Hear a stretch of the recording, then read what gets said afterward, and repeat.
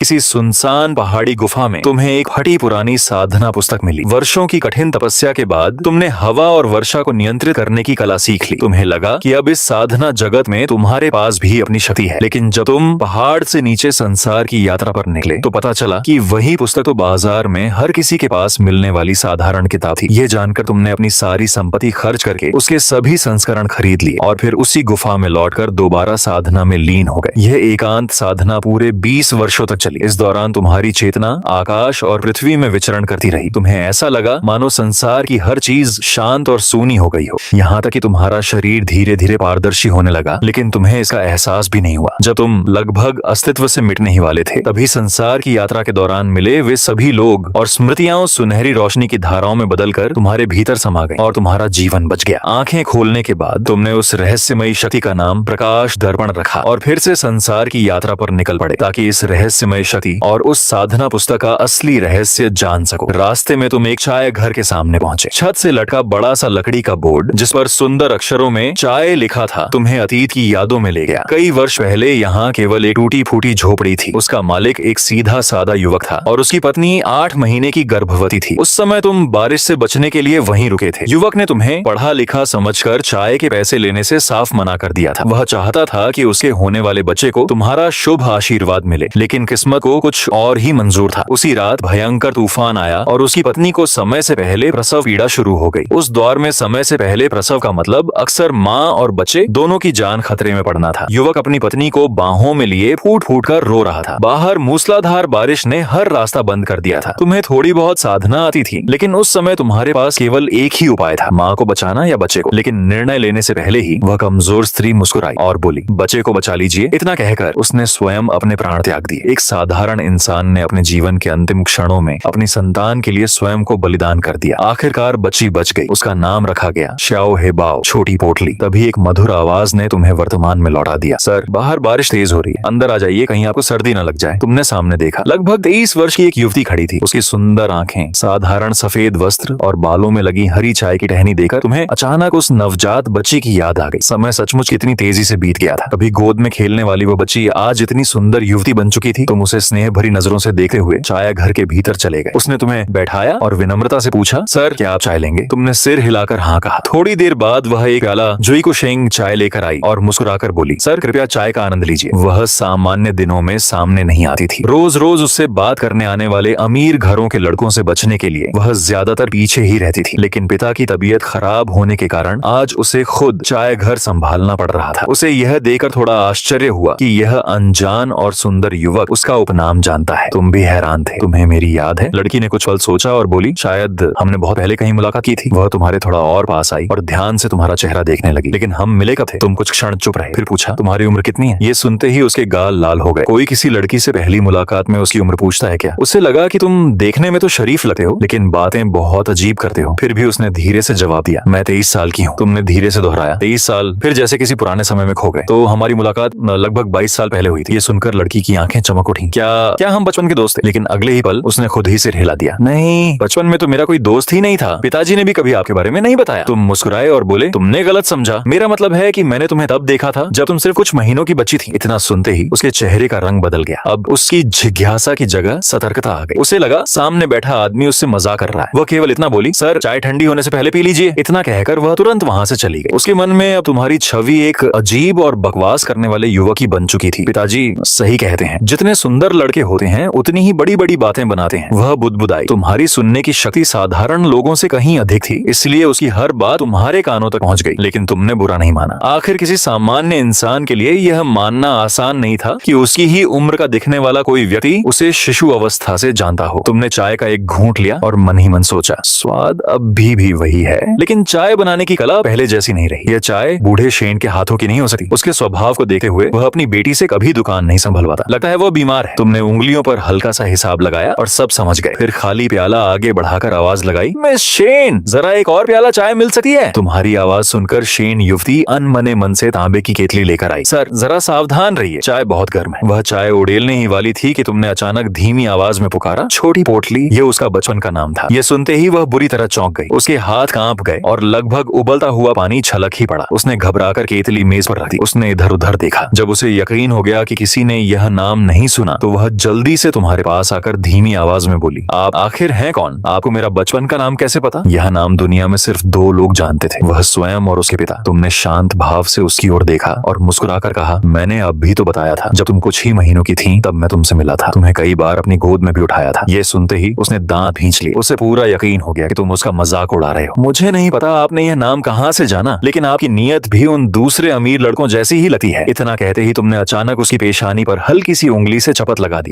वह दर्द से कराह उठी। उसकी आंखों में आंसू भर आए और उसने दोनों हाथों से अपना माथा पकड़ लिया। तुमने बिल्कुल शांत स्वर में कहा, रिश्ते के हिसाब से तुम्हें मुझे चाचा कहना चाहिए। फिर तुमने आराम से चाय की एक चुस्की ली और आगे बोले, और हाँ, तुम्हारी चाय बनाने की कला अभी बहुत कमजोर है। तुम्हारे पिता को जो पिछले 1 महीने से जुकाम और बुखार ठीक नहीं हो रहा, अपने बालों में लगी उस हरी चाय की टहनी को गर्म पानी में डालकर उन्हें पिला देना, वे तुरंत ठीक हो जाएंगे। शेन युवती स्तब्ध रह गई। उससे लगा जैसे उसके सामने बैठा यह व्यक्ति उसकी जिंदगी का हर राज जानता हो। उसकी आंखें भर आईं। उसे पहली बार डर भी लगा और अजीब सी बेचैनी भी हुई। वह कुछ बोले बिना केतली उठाकर तेजी से भीतर चली गई। पीछे के आंगन में पहुंचकर वह दरवाजे पर रुक गई। कुछ देर सोचने के बाद उसने अपने बालों से वह हरी चाय की टहनी उतार ली। बचपन से उसके पिता कहते आए थे, इसे कभी मत खोना, ये बहुत कीमती चीज है। उसे तुम्हारी बात पर भरोसा नहीं था, लेकिन तुम्हारा रहस्यमय व्यवहार उसे बार बार सोचने पर मजबूर कर रहा था। आखिर उसने एक प्याले में उबलता हुआ पानी डाला और टहनी का सिरा उसमें डुबो दिया। अगले ही पल उसकी आंखें हैरानी से फैल गईं। टहनी से काली स्याही जैसी धार निकलने लगी और कुछ ही क्षणों में पूरा पानी गहरे रंग की चाय में बदल गया। साथ ही एक ऐसी अद्भुत सुगंध फैली कि उसकी कई दिनों की थकान पल भर में गायब हो गई। वह अविश्वास से उस प्याले को देखती रह गई। यह सचमुच चाय बन गई। उसके मन में तूफान उठ चुका था। बिना एक पल गंवाए वह प्याला लेकर अपने पिता के कमरे की ओर दौड़ पड़ी। शेन युवती ने धीरे से कमरे का दरवाजा खोला। अंदर उसके पिता, चाय घर के मालिक शेन, पीले चेहरे के साथ बिस्तर पर लेटे थे। कई दिनों की बीमारी ने उन्हें बहुत कमजोर कर दिया था। बेटी को देखकर उन्होंने मुस्कुराने की कोशिश की, लेकिन तभी उनकी नाक हल्की सी फड़की। उन्हें अचानक एक बेहद परिचित मगर पहले से कहीं अधिक गहरी और मनमोहक चाय की सुगंध महसूस हुई। कई दिनों से बंद उनकी नाक उसी क्षण खुल गई। वे तुरंत बिस्तर से उठ बैठे और तेजी से मेज के पास पहुंचे। बेटी कुछ समझ पाती उससे पहले ही उन्होंने प्याला उठाकर एक ही सांस में पूरी चाय पी ली। पिताजी! शेन युवती घबरा गई। आपने पूछा भी नहीं कि यह कैसी चाय है, लेकिन चाय पीते ही शेन मालिक के शरीर में एक गर्माहट की लहर दौड़ गई। सीने का भारीपन, बदन की ठंडक और कई दिनों की कमजोरी पल भर में गायब हो गई। उनके पूरे शरीर से पसीना बहने लगा, मानो सारी बीमारी उसी के साथ बाहर निकल रही हो। कुछ ही क्षणों बाद वे पहले से कहीं अधिक स्वस्थ और ऊर्जावान दिखाई देने लगे। शेन युवती ने हैरानी से पूछा, पिताजी ये कैसे हो गया? शेन मालिक ने गहरी सांस ली और उत्साहित होकर बोले, जल्दी जाओ, बगीचे से सबसे अच्छी चाय की पत्तियां तोड़कर लाओ। लू साहब आ गए हैं, आज उनकी चाय मैं अपने हाथों से बनाऊंगा। ये सुनते ही शेन युवती स्तब्ध रह गई। लू साहब? उसे अचानक पिता की वे सारी पुरानी कहानियां याद आ गईं, जिनमें वे अपने महान उपकारी लू साहब का जिक्र किया करते थे। लेकिन बाहर बैठे युवक की उम्र तो मुश्किल से 23-24 साल लग रही थी। क्या वही व्यक्ति पिता के दशकों पुराने उपकारी हो सकते हैं? जल्दी करो, शेन मालिक ने फिर आवाज लगाई। शेन युवती ने जल्दी से बांस की टोकरी उठाई और बगीचे की ओर दौड़ गई। कुछ देर बाद चाय घर के पीछे बने अष्टकोणीय मंडप में शेन मालिक बड़े लोहे के कड़ाह में ताजी हरी चाय की पत्तियां भून रहे थे। उनके माथे से पसीना लगातार टपक रहा था। शेन युवती चिंतित होकर बोली, पिताजी आपकी तबीयत अभी अभी ठीक हुई है, ये काम मैं कर देती हूँ। शेन मालिक ने सिर हिलाया, नहीं, तुम्हारी कला अभी उस स्तर की नहीं पहुंची। लू साहब आए हैं, उनके लिए चाय मैं ही बनाऊंगा, उन्होंने मुस्कुराकर कहा। और उनकी दी हुई चाय पीने के बाद अब मेरे शरीर में पहले से कहीं ज्यादा ताकत है। फिर उन्होंने बेटी की ओर देखा, तुम सामने जाओ और लू साहब का ध्यान रखना, आज चाय घर देर रात तक खुला रहेगा। मिस शेन मान गईं और टी हाउस वापस चली गईं। उनका मन विचारों से भरा हुआ था। पूरे रास्ते उनका मन उन कहानियों से भरा हुआ था जो उनके पापा ने उन्हें मिस्टर लू के बारे में सुनाई थी। उन्होंने अचानक राहत की सांस ली। वह जल्दी से उनके पास गईं, अपना पता सोचा और धीरे से कहा, मिस्टर लू, क्या मैं आपसे अकेले में बात कर सकती हूँ? आपने उनकी तरफ देखा, फिर उसी टेबल पर बैठे तीनों वेंडर्स को झुकर प्रणाम किया। वे तीनों वेंडर्स भी चालाक हैं, प्लीज अपने खाने का मजा लें। यह देखकर वे तुरंत मजाक उड़ाने लगे। ठीक है मिस्टर लू, हमारी बात मत मानो, अपने रिफिल में देर मत करो। मिस शेन शर्मा गईं, लेकिन अपनी प्यारी आंखों से उन्हें सिर्फ एक छोटी सी नजर से देखा, बिना मना किए। तुम वहाँ क्यों खड़े हो? तुमने अपनी कुर्सी एक तरफ हटाई और उसकी तरफ देखा, जो अभी भी हैरान थी।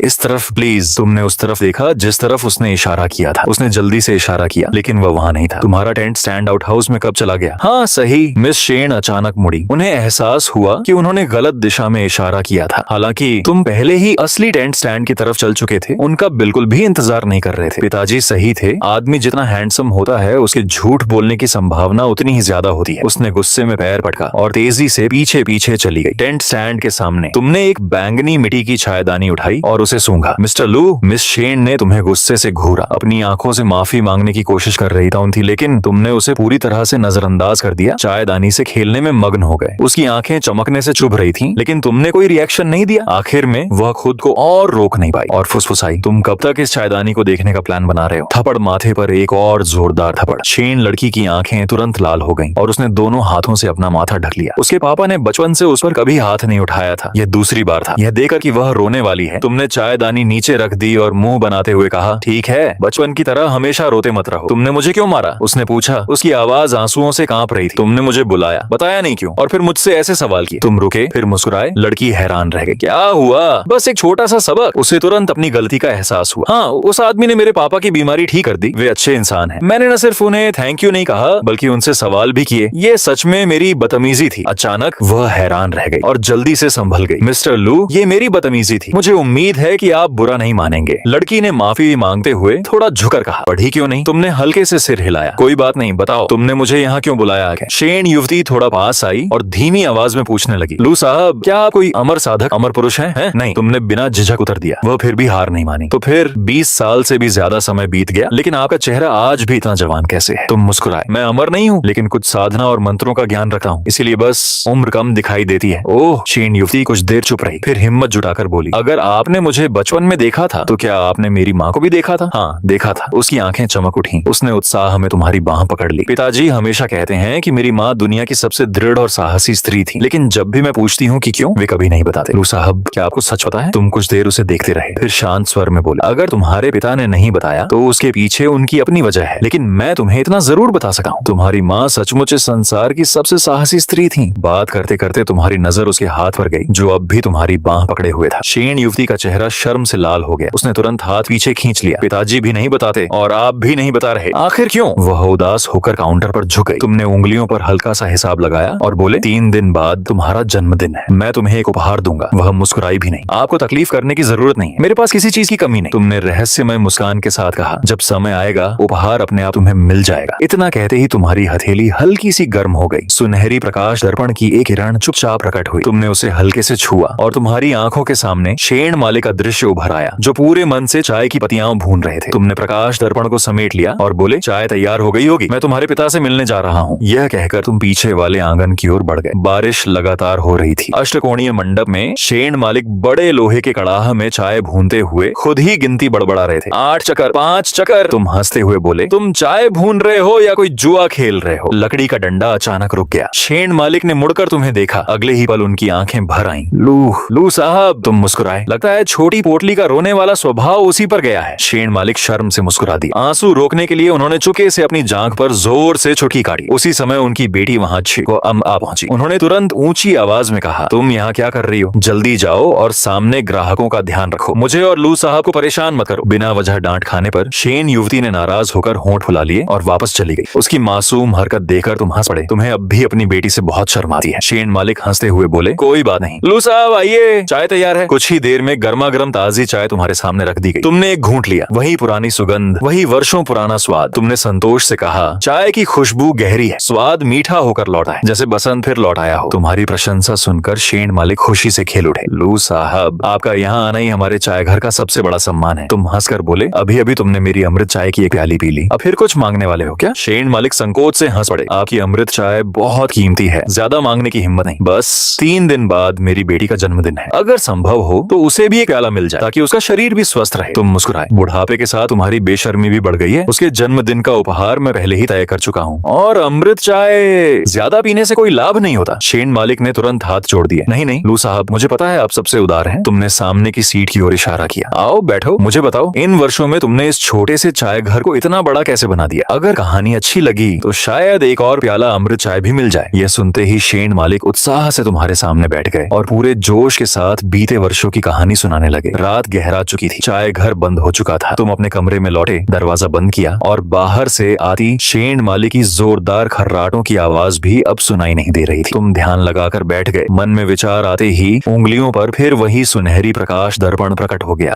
यह एक अत्यंत रहस्यमयी शक्ति थी। जब तुम वर्षों पहले मृत्यु के कगार से लौटे थे, तब संसार के अनगिनत लोगों की स्मृतियों से मिलकर यही शक्ति तुम्हारे प्राण बचाने वाली बनी थी। तुमने वह पुरानी पुस्तक यान लू स्वर्गीय नेत्र ग्रंथ निकाली, जिसे लोग केवल साधारण साधारण उपन्यास समझते थे। प्रकाश दर्पण को धीरे से उसके ऊपर फेरते ही कोई बाहरी परिवर्तन तो नहीं हुआ, लेकिन तुम्हें साफ महसूस हुआ कि वह सुनहरी रोशनी जैसे उत्साहित हो उठी हो। तुमने 30 वर्षों तक इस ग्रंथ का अभ्यास किया था और उससे केवल एक ही दिव्य कला सीखी थी, नियंत्रण सारस कला। इस कला से केवल मन की शक्ति द्वारा दूर की वस्तुओं को नियंत्रित किया जा सकता था। इसी तकनीक से तुमने कभी एक साधारण पत्थर उड़ाकर एक भयंकर दैत्य को मार गिराया था। अब तुमने गहरी सांस ली और उसी शक्ति से प्रकाश दर्पण को नियंत्रित करने की कोशिश की। सिर्फ एक विचार के साथ ही तुम्हारे शरीर की आध्यात्मिक शक्ति तेजी से समाप्त होने लगी। यह पतली सी सुनहरी किरण दिखने में हल्की थी, लेकिन इसे नियंत्रित करना हजारों किलो वजन वाले पत्थर को उठाने से भी कठिन था। तुमने 2 उंगलियां तलवार की तरह आगे बढ़ाई और एक झटके से वार किया। स्विश! सुनहरी किरण पल भर में सीधी हो गई और अदृश्य तलवार की तरह हवा को चीरती हुई आगे निकल गई। उसके गुजरने से हवा में एक तेज चीखती हुई ध्वनि गूंजी और कुछ क्षणों तक आसमान में एक सफेद रेखा बनी रही, मानो स्वयं आकाश को किसी ने काट दिया हो। तुमने गहरी सांस छोड़ी और प्रकाश दर्पण को वापस अपने शरीर में समा लिया। इस प्रयोग के बाद तुम्हें एक बात साफ समझ आ गई, यदि इस शक्ति का उपयोग युद्ध में किया जाए तो इसकी विनाशकारी क्षमता की कल्पना भी नहीं की जा सकती। अगली सुबह तुमने शेन पिता पुत्री के साथ साधारण नाश्ता किया और फिर यात्रा पर निकलने की तैयारी करने लगे। चाय घर के बाहर शेन मालिक ने जबरदस्ती एक बड़ा सा गठर तुम्हारे हाथ में पकड़ा दिया। बिना खोले ही तुम समझ गए कि उसमें उनकी नई भुनी हुई जुइफूशेंग चाय भरी हुई है। तुमने मना नहीं किया, वे प्रेम से दे रहे थे, इसीलिए तुमने स्वीकार कर लिया। मन ही मन सोचा कि भविष्य में किसी और तरीके से उनका यह उपकार जरूर चुका दोगे। बस अब यहीं तक, मुझे और दूर छोड़ने की जरूरत नहीं। तुम मुस्कुराकर बोले, अपनी सेहत का ध्यान रखना, अब उम्र हो चली है। छोटी पोटली को भी धीरे धीरे पूरी कला सिखा दो, एक दिन यही चाय घर उसे संभालना है। शेन मालिक ने दोनों हाथ जोड़ दिए। जी लू साहब, आपकी यात्रा मंगलमय हो। तभी शेन युवती ने होंठ फुलाते हुए कहा, लू साहब, मेरा नाम शेन है, कृपया आप मुझे छोटी पोटली मत कहिए। तुम उसके सामने गए और मुस्कुराते हुए अपना हाथ उठाया। ठक, एक और हल्की सी चपत उसके माथे पर पड़ी।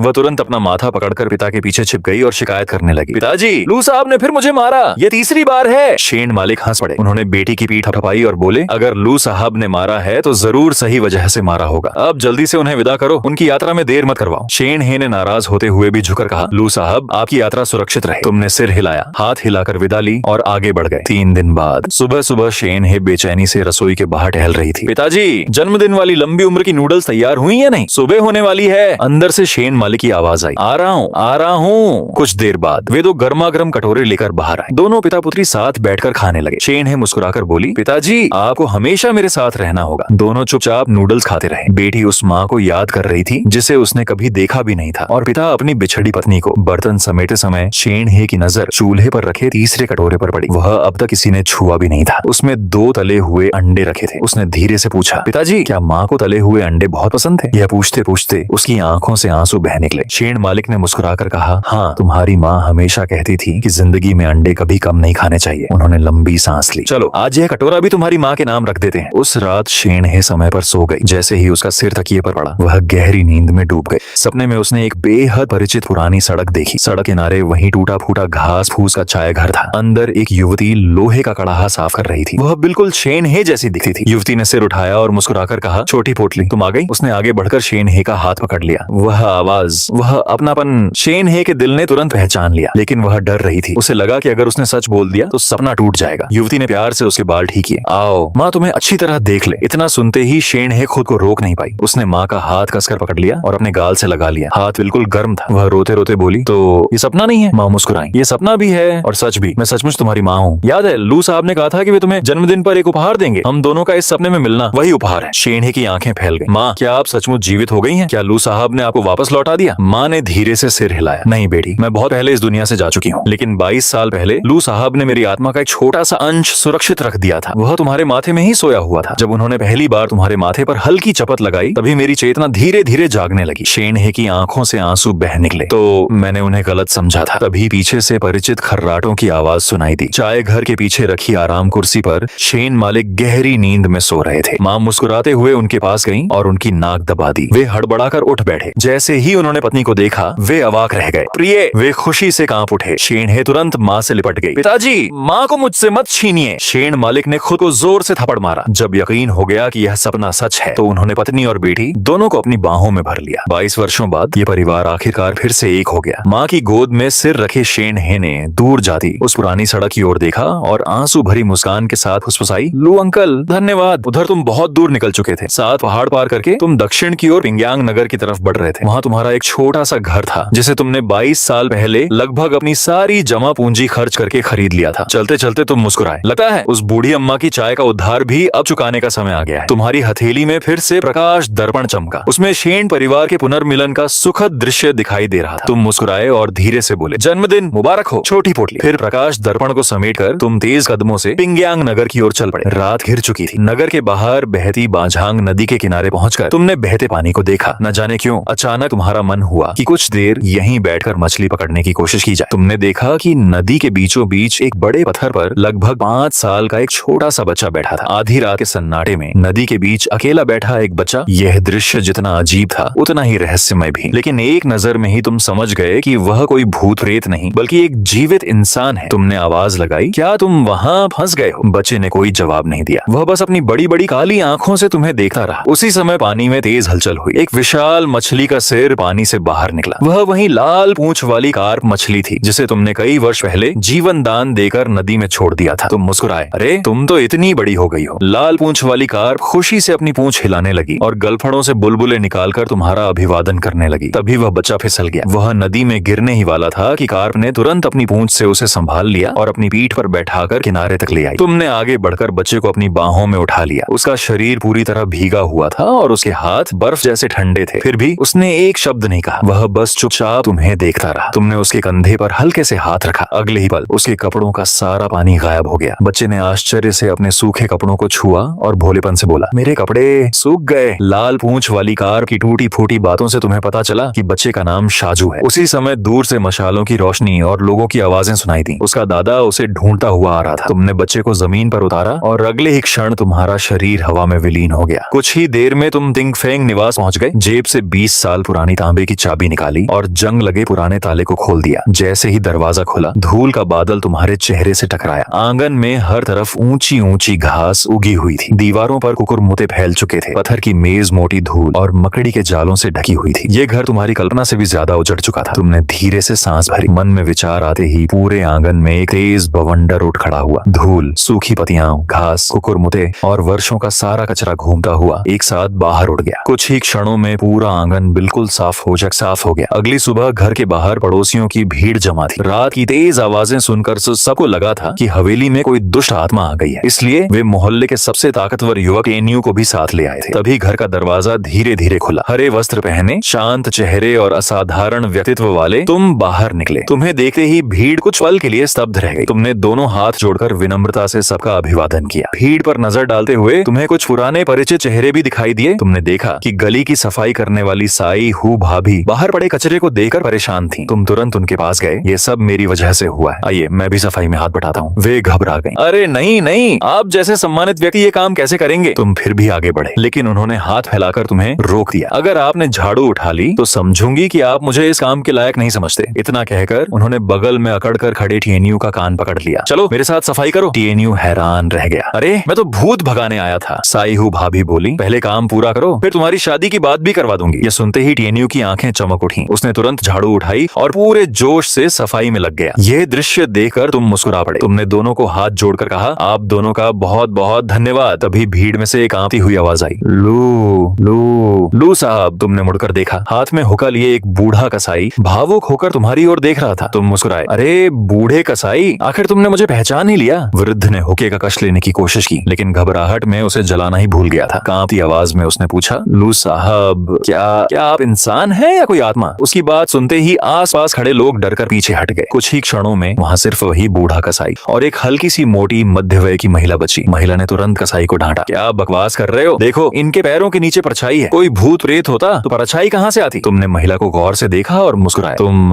बड़े झाओ की सबसे छोटी बेटी हो ना? Zhao Liu. महिला खुशी से चौंक गई। आपको अब भी याद है? तुमने सिर हिलाया। कैसे भूल सकता हूँ? जब मैंने तुम्हारे पिता से मेज कुर्सियां खरीदी थी तब मेरे पास पूरे पैसे नहीं थे। तुम्हें उनसे मेरे लिए दाम कम करवाए थे। झाओ लियू हंस पड़ी। हाँ, उस दिन पिताजी ने मुझे खूब डांटा था कि मैं दूसरों का पक्ष ले रही हूँ। फिर उसने तुम्हें गौर से देखा और भावुक होकर बोली, इतने साल बीत गए लेकिन आप आज भी बिल्कुल वैसे ही दिखते हैं। कुछ देर बातचीत के बाद तुम्हें पता चला कि बूढ़े बढ़ई अभी भी स्वस्थ हैं। तुमने उनसे मिलने का वादा किया। फिर तुमने अभी भी डरे हुए बूढ़े कसाई की ओर देखकर मुस्कुराते हुए कहा, चिंता मत करो, लू किसी इंसान को नहीं खाता। ये कहकर तुम वहाँ से आगे बढ़ गए। तुम्हारे जाते ही पड़ोसी फिर बूढ़े कसाई और झाओ लियू के आसपास इकट्ठा हो गए और तरह तरह के सवाल पूछने लगे। झाओ लियू ने केवल इतना कहा, वे बहुत अच्छे इंसान इंसान है, और वहाँ से चली गई। उधर बूढ़ा कसाई लोगों के सवालों से हार गया। आखिर उसने सबको बता दिया कि लू साहब 20 साल पहले भी बिल्कुल ऐसे ही दिखते थे। बस फिर क्या था, पूरे मोहल्ले में हंगामा मच गया। कोई कहने लगा कि तुम कोई आत्मा हो, कोई बोला कि तुम इंसान जैसे लगते ही नहीं। यहाँ तक कि कुछ लोग तो रातों रात घर छोड़ने की बात करने लगे। तभी साई हु भाभी ने जोर से झाड़ू जमीन पर पटकी और सबको डांटते हुए बोली, बस करो, क्या तुम लोगों ने नहीं देखा कि उनके पैरों के नीचे परछाई है? और फिर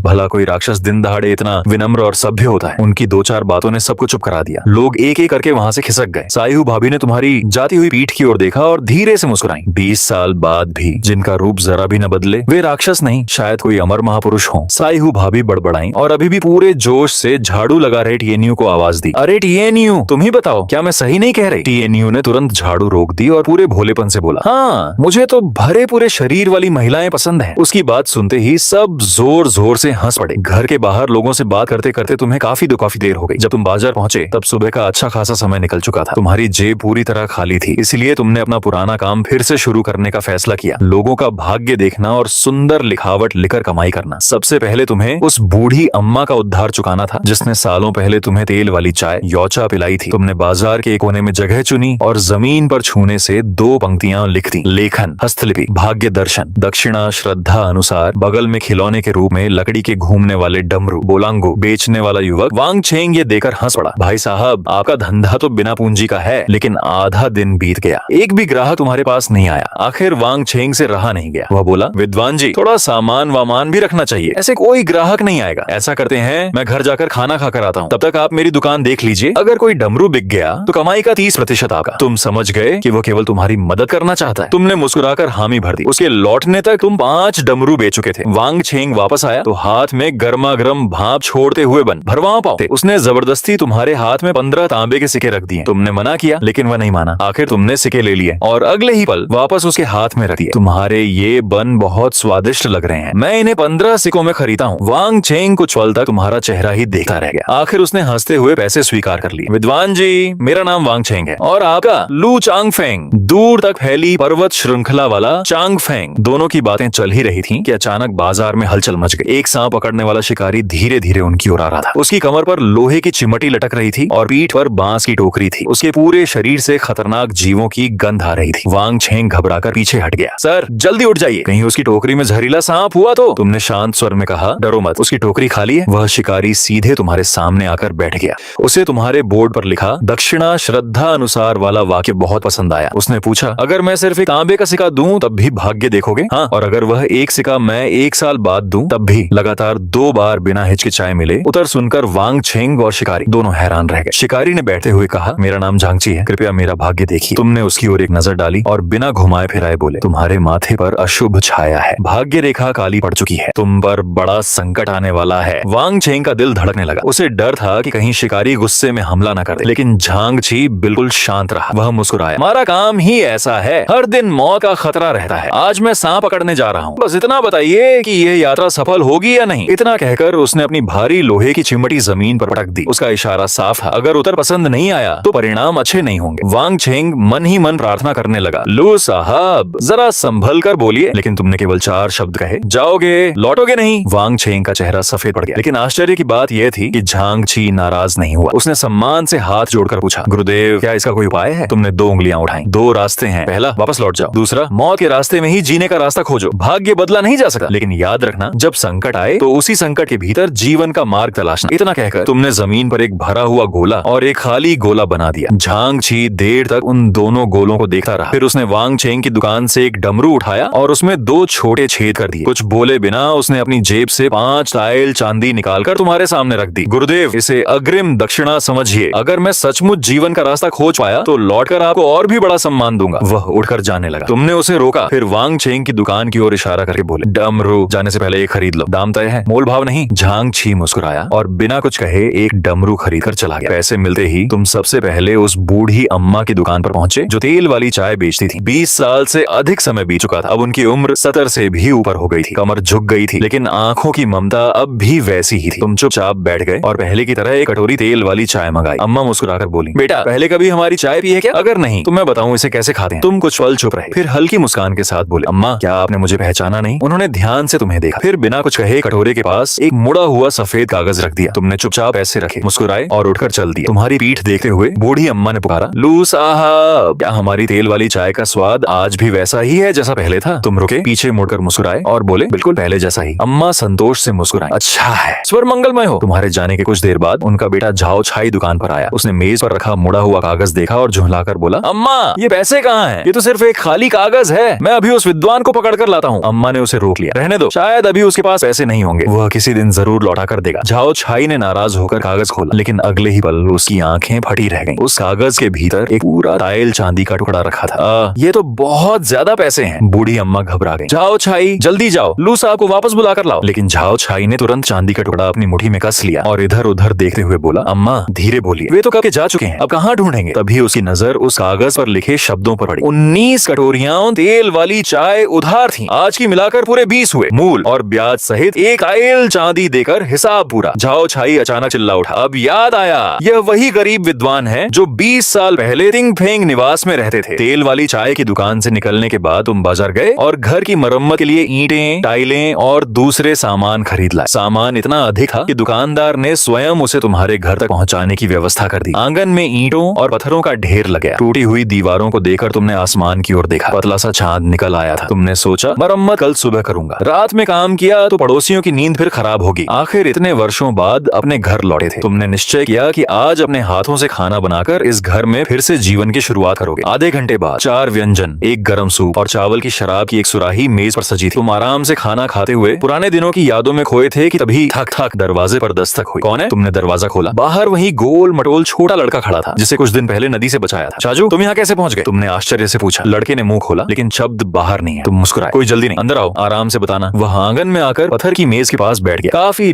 देर बाद उसने हिम्मत जुटाकर कहा, गुरुजी, मैं आपका शिष्य बनना चाहता हूँ। तुमने मुस्कुराकर सिर हिला दिया। मैं पहले भी कह चुका हूँ, मैं किसी को शिष्य नहीं बनाता। तुम मूर्ख नहीं हो, बस तुम्हारी प्रतिक्रिया थोड़ी धीमी है। लड़का फिर अटक गया। तुमने रसोई की ओर इशारा किया। मैं अभी बर्तन धोने जा रहा हूँ। अगर मेरे लौटने तक तुम बिना रुके बता सके कि तुम मुझे कैसे ढूंढते हुए यहाँ पहुंचे तो मैं तुम्हें शिष्य तो नहीं बनाऊंगा, लेकिन कुछ बातें जरूर सिखाऊंगा। लड़के का चेहरा खुशी से लाल हो गया। ठीक है। तुम बर्तन लेकर रसोई में गए, लेकिन उन्हें केवल पानी में भिगोकर वापस आ गए और आराम से चावल की शराब पीने लगे। करीब आधे घंटे बाद तुम बाहर निकले। लड़का तुरंत खड़ा हो गया और एक ही सांस में बोला, दादाजी ने बताया कि गांव में 20 साल से बंद एक पुराना घर था। आज वहाँ एक हरे वस्त्रों वाला सुंदर युवक रहने आया है। कुछ लोग कहते हैं कि वे देवता हैं, कुछ कहते हैं कि वे कोई अलौकिक प्राणी हैं, लेकिन मुझे लगा कि वही मुझे नदी से बचाने वाले साहब होंगे, इसीलिए मैं आपको ढूंढते हुए यहाँ आ गया। तुमने ताली बजाकर उसकी प्रशंसा की। देखा, तुम एक ही बार में पूरी बात कह सकते हो। तुम बिल्कुल भी मूर्ख नहीं हो। लड़के ने अचानक कहा, गुरुजी, मैं आपके बर्तन धो देता हूँ। आप तो मेरा इंतजार करते रहे, इसीलिए अभी तक बर्तन भी नहीं धोए। तुमने मुस्कुराकर पूछा, तुम्हें कैसे पता? उसने मासूमियत से उत्तर दिया, रात बहुत शांत थी, अगर आपने बर्तन धोए होते तो पानी की आवाज जरूर आती। उसकी बात सुनकर तुम कुछ पल चुप रहे, फिर रसोई की ओर इशारा करके बोले, जाओ, बस बर्तन मत तोड़ देना। लड़का दौड़ता हुआ रसोई में चला गया। उसी समय तुमने खुले दरवाजे की ओर देखते हुए कहा, झेंग बाबा, अब अंदर आ जाइए। दीवार के कोने से सफेद बालों वाले एक वृद्ध बाहर आए। वे उसी लड़के के दादा थे। उन्होंने संकोच से कहा, मैं डर रहा था कि कहीं आपको परेशान न कर दूं, और यह भी नहीं चाहता था कि मेरा पोता मुझे छिपे हुए देख ले। तुमने उन्हें बैठाकर चाय पिलाई। दोनों घरेलू बातें करने लगे। वृद्ध कभी रसोई में बर्तन धोते अपने पोते को देखते तो कभी तुम्हें। उनके मन में कृतज्ञता भी थी और यह चिंता भी कि तुम्हारा उपकार कैसे चुकाए। थोड़ी देर बाद लड़का पसीने से लथपथ दौड़ता हुआ आया। गुरुजी, बर्तन धो दिए। उत्साह में उसका पैर फिसल गया। वह धड़ाम से जमीन पर गिर पड़ा। दादा तुरंत उठे, लेकिन तुमने उन्हें रोक दिया। बच्चे गिरेंगे नहीं, बड़े कैसे होंगे? तुमने शांत स्वर में कहा, झेंगमिंग, खुद उठो। जी। सिर्फ कुछ ही सांसों में लड़का खुद उठकर फिर सीधा खड़ा हो गया। उसके दादा स्तब्ध रह गए। पहले यही बच्चा गिरने के बाद देर तक रोता रहता था, आज तुम्हारे एक वाक्य ने उसे खुद उठना सिखा दिया। वृद्ध भावुक होकर बोले, बेटा, जल्दी से गुरुजी का धन्यवाद करो। धप। झेंगमिंग फिर दोनों घुटनों के बल बैठ गया। गुरुजी, आपकी शिक्षा के लिए धन्यवाद। तुमने हंसकर कहा, उठ जाओ, न कोई त्योहार है न कोई विशेष दिन, इतनी बार घुटनों के बल बैठने की क्या जरूरत है? लेकिन झेंगमिंग वहीं घुटनों के बल बैठा रहा। कुछ देर बाद उसने गंभीर स्वर में कहा, आपने मुझे शिष्य नहीं बनाया, लेकिन आपने मुझे रास्ता दिखाया, इसलिए मैं स्वयं को आपका शिष्य मानकर आपको प्रणाम करता हूँ। उसके दादा घबरा गए। उन्होंने उसके सिर पर हल्की चपत लगाई। क्या आप बकवास कर रहे हो? गुरुजी ने कब कहा कि वे तुम्हें शिष्य बनाएंगे? तुमने हाथ उठाकर उन्हें रोक दिया। कोई बात नहीं, अब बच्चे को घर ले जाइए। जब दादा उसे गोद में उठाकर बाहर ले जा रहे थे, तब भी झेंगमिंग जोर से बोला, गुरुजी ने मुझे शिष्य नहीं बनाया, लेकिन उन्होंने मुझे सिखाया है, इसलिए उन्हें गुरु कहना मेरा धर्म है। उनकी दूर जाती आवाज सुनकर तुम्हारे होंठों पर मुस्कान आ गई। उसी समय तुम्हारी हथेली फिर से गर्म हो उठी। एक और प्रकाश दर्पण की किरण प्रकट हुई। उसमें झेंगमिंग के मन का वह छोटा सा लेकिन अटूट विश्वास चमक रहा था। अगले दिन दोपहर तक तुमने पूरे घर की मरम्मत लगभग पूरी कर ली। जैसे ही आराम करने बैठे, ठक ठक, गुरुजी, मैं आ गया। दरवाजे पर फिर झेंगमिंग था। इस बार उसके हाथों में 2 बड़े कटर थे। वह हाँफते हुए बोला, दादाजी ने आपके लिए यह सब भेजा है। तुमने हल्का गठर हाथ में लिया और मुस्कुराया। शकरकंद की बेलें मैं रख लेता हूँ, लेकिन दूसरा गठर जिसमें कलम, कागज और बाकी लेखन सामग्री है उसे वापस ले जाओ। 2 मोटे सुअरों के बदले ऐसी चीजें खरीदना समझदारी नहीं है। झेंग मिंग दंग रह गया। गुरुजी, आपको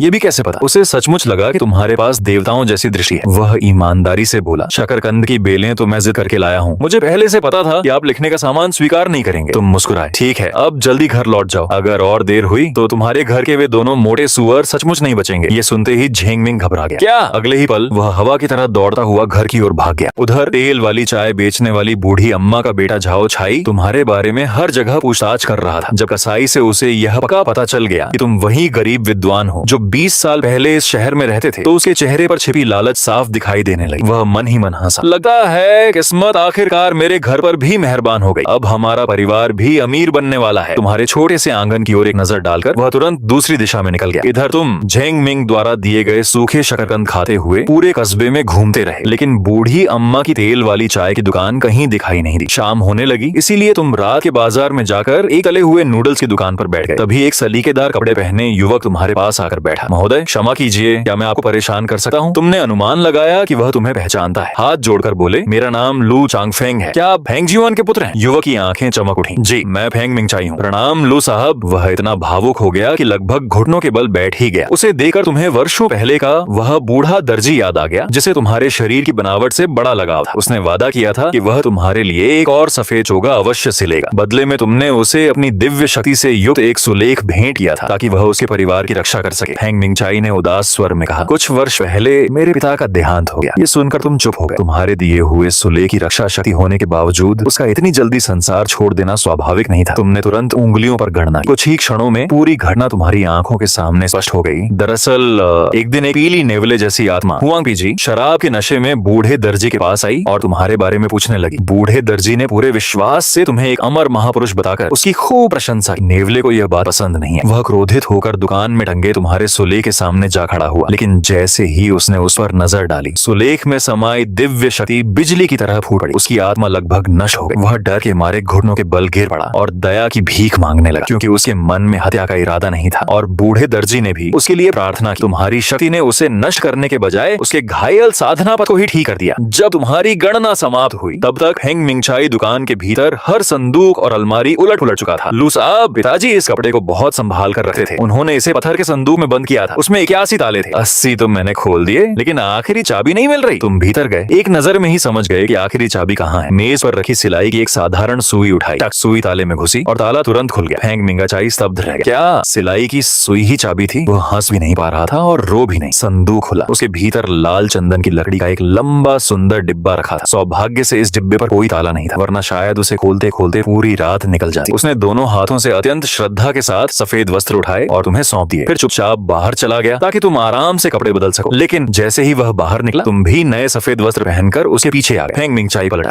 साहब, आप। उसके शब्द वहीं रुक गए। सफेद वस्त्रों में खड़े तुम्हें देखकर उसे लगा जैसे कोई देवता धरती पर उतर आया हो। उसे उसी क्षण समझ आ गया कि उसके पिता मृत्यु से पहले इस वस्त्र को तुम्हें सौंपने की इतनी जिद क्यों कर रहे थे। ये कपड़ा तुम्हारी शोभा नहीं बढ़ा रहा था, बल्कि तुम्हारी उपस्थिति से उस वस्त्र की गरिमा बढ़ रही थी। कुछ देर बाद उसने धीमे स्वर में पूछा, क्या ये वस्त्र आपको ठीक से फिट आया? तुम मुस्कुराए। पुराने दर्जी की सिलाई कभी गलत हो सकती है क्या? बिल्कुल ठीक है। फिर तुमने कहा, अब देर हो चुकी है, दुकान बंद करके आराम करो, मैं तुम्हारे पिता से मिलने जा रहा हूँ। इतना कहकर तुम बाहर चल दी। फेंग मिंगचाई अचानक संभला और पीछे से पुकारा, लू साहब, क्या आपको मेरे पिता की समाधि का स्थान पता है? तुमने पीछे मुड़कर नहीं देखा, बस हाथ हिलाकर कहा, मैं ढूंढ लूंगा। वह बहुत देर तक वहीं खड़ा तुम्हें जाता हुआ देखता रहा। रात गहरी हो चुकी थी। तुम नगर के छेंगहुआंग मंदिर के सामने पहुंचे। अंदर जाने की जल्दी नहीं की। मंदिर के द्वार की ओर देखते हुए तुमने अपनी दिव्य शक्ति से भरी आवाज में कहा, छेंगहुआंग देव, लू चांगफेंग आपसे एक बात पूछना चाहता है। यदि अनुमति हो तो दर्शन दीजिए। तुम्हारी बात समाप्त होते ही मंदिर के भीतर स्थित देव प्रतिमा से 3 प्रकाशमय आकृतियां बाहर निकली। नगर के छेंगहुआंग देव, उनके साहित्य न्यायाधिकारी और युद्ध न्यायाधिकारी। युद्ध न्यायाधिकारी ने तुरंत दिव्य दृष्टि से तुम्हारी जांच की। कुछ क्षण बाद उसने आश्चर्य से कहा, इसके शरीर पर न राक्षसों की गंध है, न दुष्ट आत्माओं की, न कोई पाप। ऐसा मनुष्य अत्यंत दुर्लभ है। साहित्य न्यायाधिकारी मुस्कुराए, जो दिव्य शक्ति का उपयोग कर सकता है, वह साधारण मनुष्य कैसे हो सकता है? तभी छेंगहुआंग देव बोले, लू साहब, कृपया भीतर आइए। मंदिर का विशाल द्वार अपने आप खुल गया। तुम भीतर गए और हाथ जोड़कर बोले, मेरा नाम लू चांगफेंग है, मैं तिंगफेंग निवास का स्वामी हूँ। यह सुनते ही तीनों देवताओं के चेहरे बदल गए। तिंगफेंग निवास, उनके लिए यह नाम पिछले 20 वर्षों से एक अनसुलझी पहेली था। कई बार उन्होंने अपने दूत भेजे थे, लेकिन कभी भी उस घर के स्वामी का पता नहीं चल पाया। आज स्वयं वह व्यक्ति उनके सामने खड़ा था और वह भी एक अत्यंत गूढ़ शक्ति वाला साधक। छेंग हुआंग देव ने सम्मान पूर्वक पूछा, लू साहब, आज आपके आने का क्या उद्देश्य है? तुमने शांत स्वर में उत्तर दिया, नगर का बूढ़ा दर्जी मेरा पुराना मित्र था। लौटने पर पता चला कि उसका देहांत हो चुका है। मैं ये जानना चाहता हूँ कि क्या उसकी आत्मा अभी परलोक में है? यदि संभव हो, क्या मुझे उससे एक बार मिलने की अनुमति मिल सकती है? लियू चेंग हुआंग ने तुरंत तुम्हारा अनुरोध स्वीकार नहीं किया। आखिर जीवित और मृत लोग के बीच मिलन न होना स्वर्ग का नियम था। वह अभी सोच ही रहे थे कि तुम अचानक बोले, छेंग हुआंग देव, आपके कंधे और कलाई पर जो काली दानवी अग्नि जल रही है वो कहाँ से आई? यह सुनते ही तीनों देव अधिकारी एकदम सतर्क हो गए। युद्ध न्यायाधिकारी ने तुरंत अपनी कमर पर बंधी लोहे की जंजीर पर हाथ रख दिया। तुम हल्के से मुस्कुराए, घबराइए मत। यदि मैं उसी दुष्ट साधक का साथी होता तो यहाँ स्वयं आकर अपना भेद क्यों खोलता? लियू चेंग हुआंग ने कुछ पल सोचा। उन्हें बात उचित लगी। उन्होंने अपनी मायावी आड़ हटा दी। क्षण भर में उनके कंधे और कलाई पर जलती दो गहरी काली दानवी लपटें दिखाई देने लगी। उनका चेहरा भी अचानक पीला पड़ गया। उन्होंने संकोच से पूछा, लू साहब, क्या आपके पास इन दानवी ज्वालाओं को मिटाने का कोई उपाय है? तुम बिना कुछ कहे आगे बढ़े। हथेली पर प्रकाश दर्पण लियू गुआंग जिंग की एक सुनहरी किरण प्रकट हुई। तुमने उसे हल्के से उन काली लपटों पर स्पर्श कराया।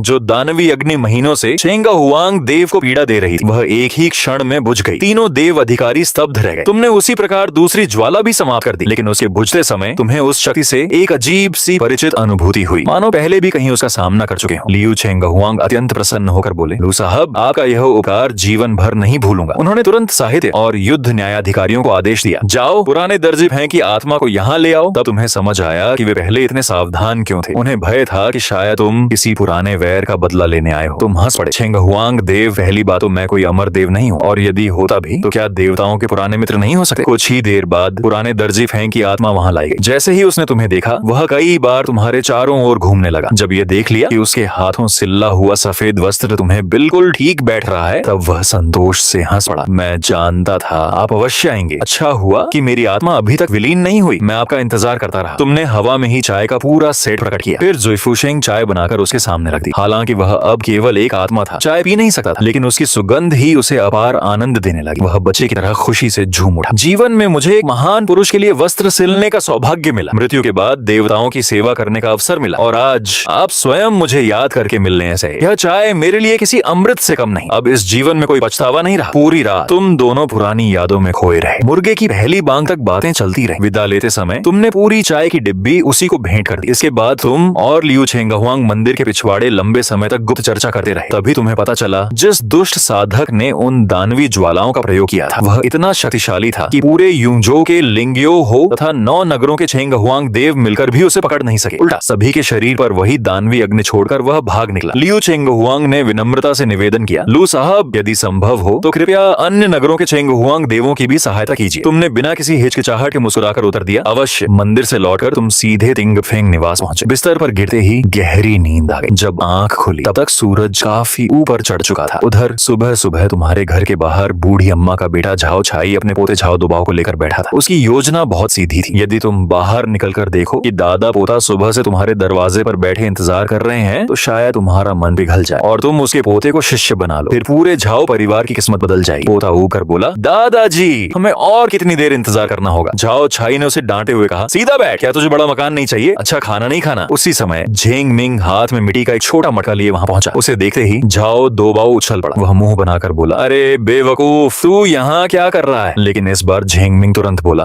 तुमसे मतलब? झाओ छाई चौंक गया। ये लड़का इतनी जल्दी जवाब देने लगा, क्या इसे भी किसी महान गुरु का मार्गदर्शन मिल गया? जब उसने देखा कि झेंग मिंग दरवाजा खटखटाने जा रहा है, तो उसे तुरंत समझ आ गया कि यही उसका सबसे बड़ा प्रतिद्वंद्वी है। उसने बिना देर किए अपने पोते की पीठ पर हल्की चपत लगाई। किसने कहा था उसे बेवकूफ बुलाने को? जल्दी माफी मांग। झाओ दोबाओ तुरंत समझ गया कि दादाजी क्या चाहते हैं। वह शर्मिंदा होकर बोला, झेंग मिंग, मुझे माफ कर देना, अब से मैं तुम्हें बेवकूफ नहीं कहूंगा। यह सुनकर झेंग मिंग ने आश्चर्य से आसमान की ओर देखा। मन ही मन सोचा, क्या आज सूरज पश्चिम से निकला है? झाओ दोबाओ ने पूछा, क्या देख रहे हो? झेंग मिंग बोला, कुछ नहीं। तभी झाओ छाई मुस्कुराकर बोला, बेटा इस मटके में क्या है? झेंग मिंग ने थोड़ा सोचकर उत्तर दिया, दादाजी ने चावल की शराब बनाई है, उसे मैं गुरुजी के लिए लाया था। झाओ छाई के मन में जलन हुई। उस बूढ़े झेंग ने तो मुझसे भी पहले चाल चल दी, लेकिन चेहरे पर मुस्कान बनाए रखी। अरे तुम व्यर्थ आए हो, लू साहब घर पर नहीं है। फिर उसने सहज बनने का अभिनय करते हुए पूछा, वैसे क्या लू साहब को शराब बहुत पसंद है? झेंग मिंग ने मासूमियत से कहा, शायद जब मैं उनके बर्तन धोता था तो शराब के प्याले भी धोए थे। झाओ छाई की आंखें फैल गईं। क्या तुम तो उनके बर्तन भी धो चुके हो? हाँ। झेंग मिंग ने सिर हिलाया। फिर पूछा, क्या आप लोग भी गुरुजी का इंतजार कर रहे हैं? तो मैं भी यही इंतजार कर लेता हूँ। झाओ छाई घबरा गया, नहीं नहीं, लू साहब आज वापस नहीं आएंगे, हम तो बस यहाँ थोड़ी देर आराम कर रहे हैं। फिर उसने चालाकी से कहा, और देखो इतनी गर्मी में में शराब जल्दी खराब हो जाती है, बेहतर होगा तुम इसे अभी घर वापस रखाओ। झिंग मिंग अभी केवल 5 वर्ष का बचा था। भले ही उसकी समझ पहले से तेज हो गई, लेकिन झाओ छाई जैसे चालाक इंसान का मुकाबला कैसे करता। कुछ ही बातों में वह उसके झांसे में आ गया। जाते जाते उसने विनम्रता से झाओ छाई को प्रणाम भी किया। झिंग मिंग की जाती हुई पीठ को देखते हुए झाओ छाई ने मन ही मन और भी दृढ़ निश्चय किया, चाहे जो हो जाए अपने पोते को मैं लू चांगफेंग का शिष्य बनाकर ही रहूंगा। दादाजी, आपने उस बेवकूफ लड़के से इतनी देर तक बातें क्यों की? ऊपर से मुझे भी एक थप्पड़ मार दिया। क्या यह सब नाटक था? झाओ दोबाओ ने अपने दर्द करते कूल्हे को सहलाते हुए शिकायत की। झाओ छाई मुस्कुराया और उसके सिर पर हाथ फेरते हुए बोला, बेटा एक बात हमेशा याद रखना, जो इंसान मुस्कुराकर बात करता है उसे कोई आसानी से मना नहीं करता। अगर मैं उससे प्यार से बात न करता तो क्या हमें इतनी जरूरी बातें पता चलती? फिर उसने संतोष से कहा, लेकिन आज तुमने मेरी बात समझकर अच्छा अभिनय किया। झाओ दोबाओ गर्व से सीना फुलाकर बोला, आखिर मैं आपका पोता हूँ। झाओ छाई हंस पड़ा। बस बस इतनी चापलूसी मत करो। वह उठ खड़ा हुआ, आज और इंतजार नहीं करेंगे, चलो अपने भावी गुरु के लिए एक और बढ़िया भेंट खरीदें। झाओ दोबाओ ने पूछा, क्या खरीदेंगे? झाओ छाई मुस्कुराया, शराब। उधर तिंगफेंग निवास के भीतर सभी दरवाजे और खिड़कियां बंद थी। कमरे के बीचों बीच तुम पद्मासन लगाकर बैठे थे। तुम्हारे चारों ओर प्रकाश दर्पण ल्यूगुआंग जिंग की 3 सुनहरी किरणें तेजी से घूम रही थी। धीरे धीरे उनका रंग बदलने लगा, सुनहरे से बैंगनी, फिर गहरा काला। फट फट फट 3 हल्की आवाजों के साथ वे तीनों किरणें अचानक शुद्ध दानवी अग्नि में बदल गई। लेकिन उन्हें नियंत्रित करना अत्यंत कठिन था। तुम्हारे माथे पर पसीने की महीन बूंदें उभर आई। तुमने उंगलियों को तलवार की मुद्रा में उठाकर जोर से आगे इशारा किया। क्षण भर बाद तीनों दानवी ज्वालाएं फिर से सुनहरी प्रकाश रेखाओं में बदलकर तुम्हारी हथेली में लौट आई। लेकिन प्रयोग अब भी समाप्त नहीं हुआ था। तुमने मेज से एक लकड़ी की चॉपस्टिक उठाई। बहुत सावधानी से प्रकाश दर्पण की एक किरण उसमें समाहित करने का प्रयास किया। चटाक, चॉपस्टिक तुरंत टूट गई। तुमने दूसरी उठाई, चटाक, वो भी टूट गई। तीसरी, चौथी, पांचवी, एक अगरबत्ती जलने जितने समय में पूरा बंडल समाप्त हो गया। आखिरी चॉपस्टिक पर तुम सफल हो गए। गहरे भूरे रंग की उस लकड़ी में हल्की सुनहरी चमक फैल गई। तुमने उसे आगे फेंका। भू अर्धचंद्राकार लाल प्रकाश की एक धार बिजली की गति से नए लकड़ी के दरवाजे की ओर बढ़ी। दरवाजा टूटने ही वाला था कि तुमने उंगली उठाकर उसे हवा में रोक दिया। कुछ क्षण बाद लाल प्रकाश धीरे धीरे विलीन हो गया और वह चॉपस्टिक महीन धूल बनकर बिखर गई। इस प्रयोग से तुम्हें प्रकाश दर्पण के 2 महत्वपूर्ण रहस्य समझ आए। पहला, वह अन्य प्रकार की शक्तियों में परिवर्तित हो सकता है। दूसरा, उसे किसी वस्तु में समाहित करके हथियार बनाया जा सकता है, लेकिन उस वस्तु को अत्यंत मजबूत होना चाहिए। और लगता था कि ऐसा हथियार केवल एक ही बार प्रयोग किया जा सकता है। यदि भविष्य में उस अज्ञात दानव साधक से युद्ध करना पड़ा तो तुम्हें एक उपयुक्त हथियार की आवश्यकता होगी। यह सोचते ही तुम्हारे मन में एक नाम उभरा, झाओ बढ़ई। थक थक थक तुम झाओ बढ़ई की कार्यशाला पहुंचे। अंदर लगभग 60 वर्ष का एक वृद्ध पूरे जोर से लकड़ी तराश रहा था। चारों ओर बुरादा उड़ रहा था, लेकिन उसकी भुजाओं की मांसपेशियां आज भी कई जवानों से अधिक शक्तिशाली दिखाई देती थी। बिना सिर उठाए उसने कहा, तैयार सामान चाहिए तो खुद देख लो, अगर नया बनवाना है तो पहले लकड़ी चुनो। तुम मुस्कुराते हुए पूरी दुकान में घूमे, फिर उसके सामने जाकर खड़े हो गए। काम समाप्त कर उसने सिर उठाया। तुम्हारे सफेद वस्त्र देखकर वह घबरा गया। अरे इतने बढ़िया कपड़ों में यहाँ क्यों खड़े हो? अगर लकड़ी का बुरादा लग गया तो मैं जिम्मेदार नहीं हूँ। तुम शांत स्वर में बोले, चिंता मत करो, एक अण भी नहीं लगा। वृद्ध ने आश्चर्य से तुम्हारे चारों ओर चक्कर लगाया। वास्तव में तुम्हारे वस्त्र पर धूल का एक अण भी नहीं था। वह अभी पूछने ही वाला था कि इतने अच्छे कपड़े कहाँ से मिले कि उसकी नजर तुम्हारे चेहरे पर पड़ी। वह अचानक ठिठक गया। जाओ बढ़ई, तुमने मुस्कुराकर कहा, बहुत समय हो गया। वृद्ध ने तुम्हें घूरते हुए हकलाकर पूछा,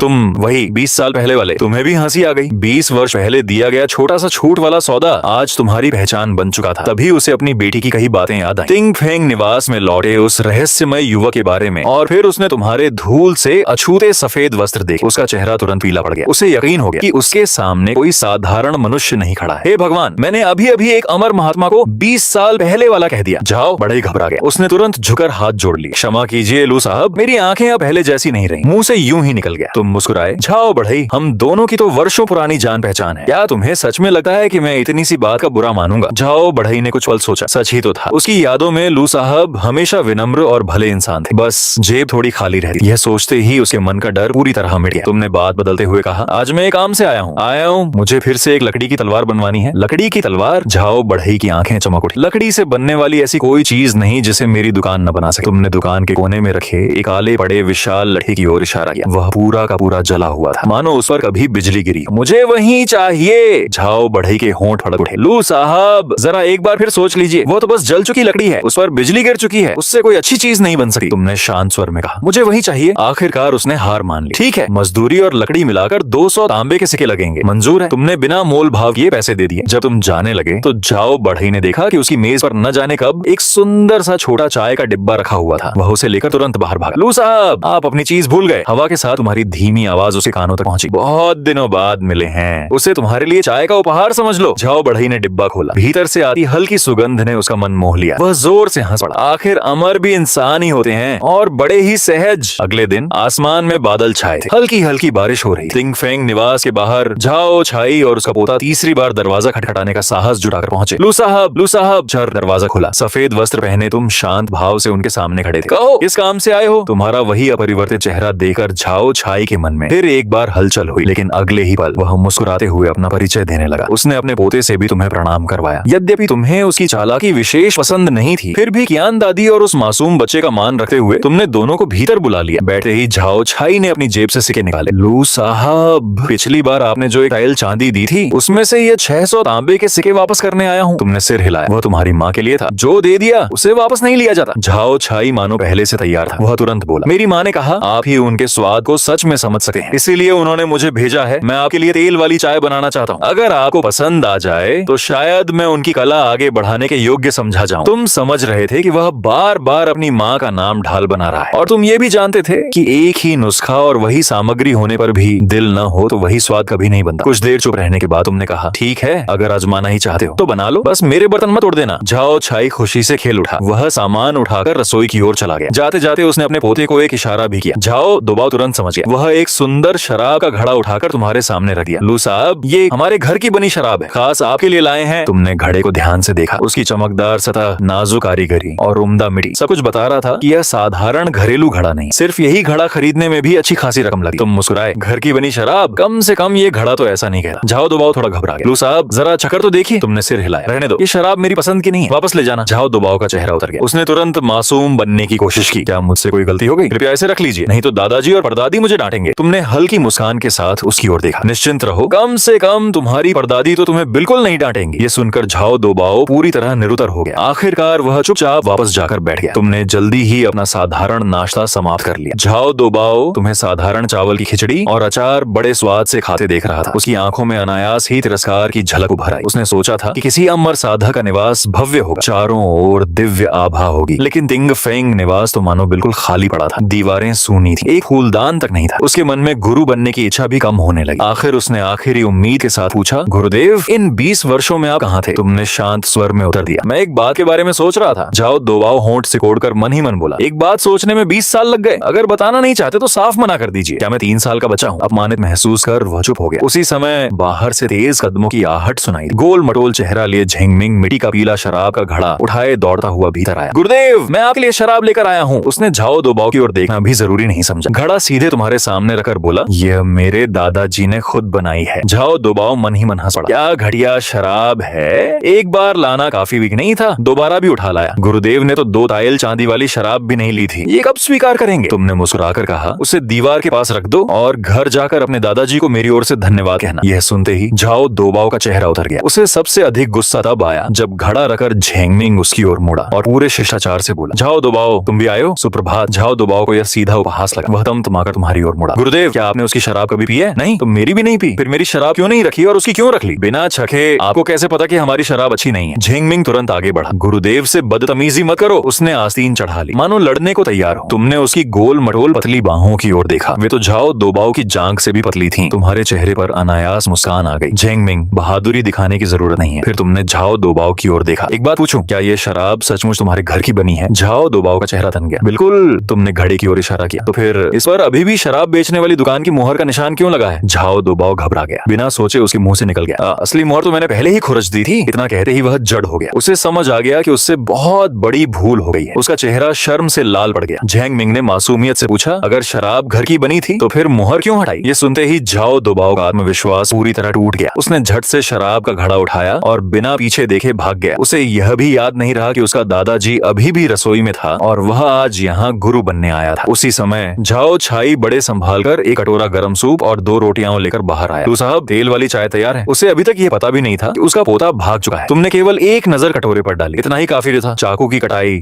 सुगंध, सब कुछ कियान दादी की बनाई चाय से बिल्कुल अलग था। कुछ देर मौन रहने के बाद तुमने कहा, झाओ छाई, कोई भी काम धैर्य और लगातार अभ्यास से ही अच्छा बनता है। जल्दबाजी से केवल दिखावा होता है, हुनर नहीं। झाओ छाई समझ गया कि उसकी परीक्षा सफल रही। फिर भी उसने तुरंत बात संभाली। उसने अपनी मेहनत और सीखने की लगन के बारे में लंबी बातें की और धीरे धीरे असली विषय पर आ गया। लू साहब, अगर आप कृपा करें तो मेरे पोते को अपना शिष्य बना लीजिए। उसने गला साफ किया और पीछे मुड़कर पुकारा, दोबाओ, आओ, गुरुदेव तुम्हें देखना चाहते हैं। तुमने शांत स्वर में कहा, तुम्हारा पोता अभी कुछ देर पहले अपना शराब का घड़ा उठाकर भाग गया। क्या? झाओ छाई चौंकर पीछे मुड़ा, लेकिन उसके पीछे पीछे खड़ा था, केवल भोले चेहरे वाला झेंगमिंग जो चुपचाप उसे देख रहा था। झेंगमिंग की मदद से झाओ छाई को जल्द ही पूरी घटना समझ में आ गई। उसे एहसास हो गया कि सब कुछ बिगड़ चुका है। वह बार बार सिर झुकाकर माफी मांगने लगा। तुमने शांत स्वर में कहा, कोई बात नहीं, मैं किसी बच्चे से नाराज नहीं होता, लेकिन मैं शिष्य नहीं बना, इसीलिए आगे से इस विषय में फिर प्रयास मत करना। तुम्हारी बात साफ थी। अब उनके जाने का समय हो चुका था। झाओ छाई लाचार होकर मेज पर रखे सिक्के उठाए और झेंपते हुए अपने पोते के साथ चला गया। गली के मोड़ पर पहुंचते ही झाओ दोबाओ फिर शिकायत करने लगा। वो तो बिल्कुल पहचानता ही नहीं कि अच्छी चीज क्या होती है। इतने साधारण घर में रहता है, लेकिन इस बार झाओ छाई का चेहरा गंभीर था। उसे अपने पोते से उस शिकारी की पूरी कहानी सुनने को मिली थी, जिसकी जान तुम्हारी भविष्यवाणी के कारण बच गई थी। वह गहरी सांस लेकर बोला, इससे साबित होता है लू साहब की शक्ति हमारी कल्पना से कहीं अधिक है। अगर हमने सच में उन्हें नाराज कर दिया तो परिणाम बहुत बुरा होगा। उसी समय सामने से एक लंबा चौड़ा आदमी आता दिखाई दिया। उसकी कमर पर लोहे के औजार लटक रहे थे, पीठ पर बांस की टोकरी थी, उसमें से सांपों की फुफकार सुनाई दे रही। सांप पकड़ने वाला झाओ छाई बुदबुदाया। वह रास्ता बदलना ही चाहता था कि सामने वाले ने विनम्रता से पूछा, भाई साहब क्या बता सकते हैं कि लू साहब का तिंगफिंग निवास किस दिशा में है? झाओ दो बाव डरकर अपने दादाजी के पीछे छिप गया। बातों बातों में झाओ छाई को पता चला कि यह वही शिकारी झांगची था जिसकी जान तुम्हारी एक भविष्यवाणी से बची थी। अब वह तुम्हारा धन्यवाद करने के लिए 100 ताइल चांदी लेकर आया था। यह सुनकर झाओ छाई के मन में अनेक भाव उमड़ पड़े। उसने रास्ता बता दिया। झांगची ने शिष्टाचारवश कुछ पैसे झाओ दोबाव को देने चाहे, लेकिन झाओ छाई ने विनम्रता से मना कर दिया। रास्ते में पोते ने पूछा, दादाजी आपने पैसे क्यों नहीं लिए? झाओ छाई गंभीर स्वर में बोला, वह हमें नहीं दे रहा था, वह सब लू साहब के सम्मान में था। सुना नहीं, लू साहब ने केवल कुछ शब्द कहे और उसके बदले 100 ताइल कमा ली। हमारी उम्मीद अब सिर्फ तुम्हारी परदादी पर टिकी है। दिन बीते गए, देखते ही देखते आधा महीना गुजर गया। इन दिनों तुम अधिकतर समय नगर देवता द्वारा भेजी गई जादुई ग्रंथों का अध्ययन करते रहे। जितना अधिक पढ़ते उतना ही महसूस होता कि ये सभी मंत्र अत्यंत जटिल और घुमावदार थे। उनकी तुलना में तियानयेन मार की विधियां कहीं अधिक सरल और प्रभावशाली थीं। एक दिन तुम चाय पी रहे थे कि दरवाजे पर दस्तक हुई। बाहर कियान दादी खड़ी थी, उनके पीछे झाओ छाई और झाओ दोबाव भी थे। कियान दादी मुस्कुराई, लू साहब फिर से आपको कष्ट देने आ गई हूँ। तुमने अपनी दिव्य दृष्टि से उन्हें देखा। क्षण भर में सब समझ गए। उनकी तीनों आत्माओं पर मृत्यु की छाया छाई हुई थी। सामान्यतः उन्हें अब तक तुम्हें भूल जाना चाहिए था, लेकिन वे तुम्हारा नाम सहजता से पुकार रही थी। स्पष्ट था कि उनके बेटे और पड़पोते ने उन्हें पहले से सब कुछ याद करवा रखा था। तुमने तीनों को भीतर बुला लिया जैसा पहले से सिखाया गया था। कियान दादी ने तुमसे झाओ दोबाओ को शिष्य बनाने का अनुरोध किया, लेकिन उसी समय तुमने देखा कि उनके चारों ओर घूमती प्रकाश किरण अचानक बदल गई। उनकी जीवन ऊर्जा तेजी से क्षीण हो रही थी। मृत्यु की आभा बढ़ती जा रही थी। उनका जीवन अब अंतिम क्षणों में पहुंच चुका था। तुमने फिर ध्यान से देखा, उनकी आत्मा पर छाया हुआ सारा अंधकार अचानक साफ होने लगा। उनका चेहरा असाधारण रूप से शांत और निर्मल हो गया। यह मृत्यु से पहले आने वाली अंतिम चेतना थी। तभी आंगन में ठंडी हवा का एक झोंका आया। स्विश! 2 अधिकारी काले छाते लिए प्रकट हुए। उनके शरीर पर अधोलोक के सरकारी वस्त्र थे। उन्होंने आदर पूर्वक हाथ जोड़कर कहा, लू साहब कियान देवी की आयु पूरी हो चुकी है, हम उन्हें लेने आए हैं। उनकी आवाज केवल तुम और कियान दादी ही सुन सकते थे। कियान दादी के चेहरे पर भय नहीं था। उन्होंने पहले अपने बेटे और पड़पोते को देखा, फिर उन यमदूतों की ओर नजर डाली। अंत में तुम्हारी ओर देखकर शांत स्वर में पूछा, लू साहब क्या ये मुझे लेने आए हैं? तुमने धीरे से सिर हिलाया। कुछ क्षण मौन रहने के बाद कियान दादी बोली, क्या मुझे थोड़ी मोहलत मिल सकती है? मैं आखिरी बार अपने हाथों से तेल वाली चाय बनाना चाहती हूँ। झाओ छाई और झाओ दोबाओ कुछ भी समझ नहीं पा रहे थे। वे चुपचाप बैठे रहे। तुमने कियान दादी से कहा, जरा प्रतीक्षा कीजिए। फिर आंगन में जाकर उन दोनों यमदूतों की ओर हाथ जोड़कर बोले, ये मेरी पुरानी परिचित हैं। यदि संभव हो तो इन्हें आखिरी बार अपने हाथों से एक कटोरा तेल वाली चाय बनाने का समय दे दीजिए।